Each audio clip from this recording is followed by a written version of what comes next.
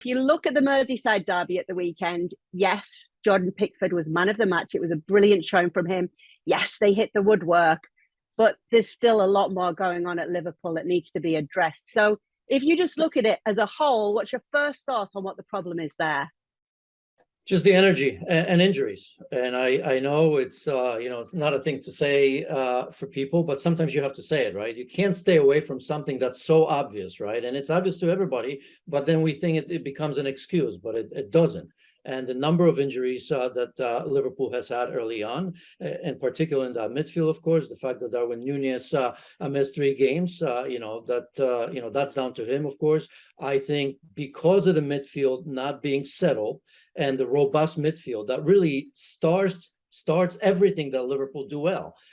They're also not protecting the back four, and we've seen some weakness in terms of injuries come. Remember a couple of years ago when Liverpool weren't all that great, when Van Dijk went out and Joe Gomez was injured and Matip is forever injured, right? Ibrahima Kone, again, he's had history with Leipzig with all the injuries. And so there you have it. And no matter how big the club is, no matter how deep you think they are, if you don't have the pieces that needed to play in a certain way, it's going to cost you problems. And I think Liverpool are paying the price for that a little bit. Let me talk to you about Mohamed Salah then, because there's been a lot of talk about him, and there's a few ways of looking at this. Is he not getting the service he needs? Is it the fact that he's getting older and maybe he's going to be slowing down anyway? What do you think's wrong with him? Or is this just linked to what you were just discussing? First and foremost, get him the ball. He is by far the best player on the team. And I don't know if you watched that game, but I watched a couple of things. First, before I get to the numbers, I look at Trent Alexander-Arnold, who plays on himself, who has been, in my opinion, Liverpool's best player and best playmaker. And that shouldn't happen. That shouldn't happen. I mean, Mo Salah in the first half had 17 touches on the ball. And I wrote it down somewhere. And of course, as I got prepared, 53 for Trent. Just imagine that, right? By the time Trent went off, it ended up 43 for Mo Salah and 66 still, the total was 66 for Trent when we went off as a substitute. Look, Trent Alexander-Arnold should be your bonus. Mo Salah's got to be your focus. And right now, you've got to play to his feet. He's not involved. And you saw when Trent went off, I mean, it was actually better. He had a couple of chances, Mo Salah. So don't stay away from your best player. If you Mo Salah, I've been on a number of teams where I didn't have Mo Salah, but we've had players that we trusted that if you give them the ball, they can do some magic, right? And we went to them over and over and over again because those players thrive on that. Their confidence in the beginning of the game is to get the ball at their feet, couple circles, maybe give him the touches, give him that confidence. Remember a couple of years ago when Mo Salah was scoring these incredible goals, surrounded by 5 or 6 players, going by them and scoring goals. When was the last time you've seen that? I mean, I could make a case, when was the last time he's beaten 1 or 2 players? So I think that's something that in the absence of Sadio Mane, we all know about that, with all the injuries you've had, with Darwin Núñez being new on the team and suspended for 3 matches, why would you not look exclusively really for Mo Salah to get him going?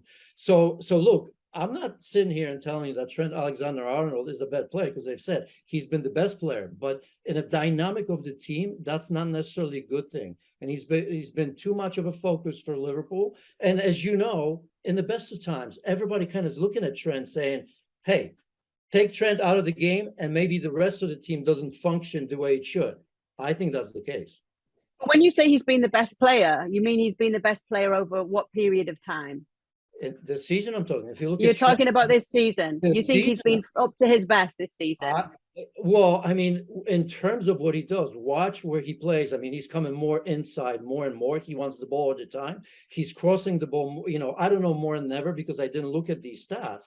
What I'm saying is that he does that very often at the expense of Mo Salah, because Mo Salah comes inside often to create space for Trent to get there, right? Kind of unannounced. That's the role of a good fullback. That sometimes you want to come into the game a little bit late. The focus is on Salah, on Núñez, on your strikers. And then when defenders and midfielders are paying attention to the attacking players, then you have your fullback or wingback, whichever system you play, come in, right? And we all know that Trent does that well. But when Trent is coming ahead of Salah or starts to come inside very often, who's on that side? So I just think that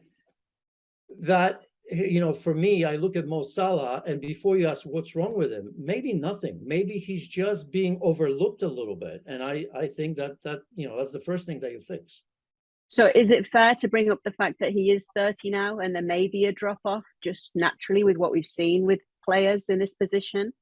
I mean, a drop off at 30. My goodness, look at me. I'm 50 some, and I still haven't dropped off.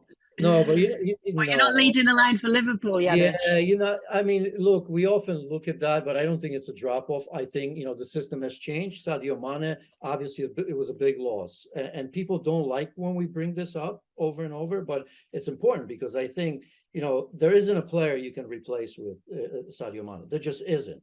So what does it mean for Liverpool? I think, first and foremost, they wanted to keep him. Sadio Mane wanted to leave. What are you going to do about that? But I think that Klopp and Liverpool knew that system of high pressing, but most importantly, the recovery of the ball, the counter pressing, is going to change. I mean, this is kind of plan B. Maybe nobody wants to admit it, but Liverpool, I think, is going to have a hard time playing the same way as we've known them.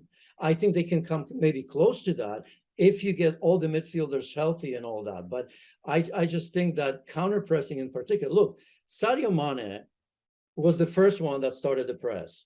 Even when he was in a situation 40-60 against him, he still won you the ball. I'm not even talking 50-50 because nobody's taking the ball off of him, right? But even when it was 40-60, because of his physical nature and how quickly he recovers, and I look at Luis Diaz, and I think he's very good defensively. He tracks back, but I don't think physically he's able to do what Sadio Mane has been. There's nobody there. So I think Liverpool game is going to change regardless, even when they have everybody.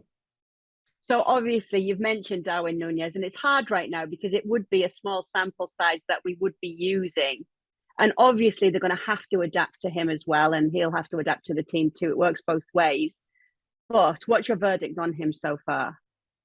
Yeah, we have to wait because of the 3-game suspension. I mean, he was firing, he was scoring, right? And maybe if he played in the last 3 games, that allows him 3 more games to get used to, not just Premier League, because that's too easy to say, but used to his teammates, right? Because you're always looking for strengths and weaknesses. Look, I mean, you've told me what's changed with Liverpool. I mean, for the most part, there were 3 players. When you look at the Liverpool's lineup in the past, when most players are healthy, there was no decision to make. Everybody could name the starting 11, but one player maybe. So right now you have the front 3 that Nunez knew in and out because of the suspension already. Sadio Mane is out, Jota's out, just coming back. So I think that's part of the problem. But I think in terms of Nunez, we just have to wait. Again, those 3 games are crucial because they're right in the beginning of the season when a lot of things are being decided right now, aren't they? Yeah, so in summary, let's say Liverpool need to get some of these missing players back, and they need to be getting the best out of Mohamed Salah by giving him the tools that he needs. Would that be fair? It is fair. It is fair. But I think, as we've said, and I'll repeat this over and over, it used to be it's not a sprint, it's a marathon in the Premier League. To a degree, maybe, but I think we've seen with these small differences that it really isn't. I mean, a lot's being decided. The only good news is that Manchester City, who I think are, in most minds, leaders, are dropping points as well. But we'll get to them later because I don't even think that, they'll worry about dropping these points too much. Thank you very much for watching ESPN FC on YouTube. For more highlights, analysis, and exclusive content, be sure to subscribe.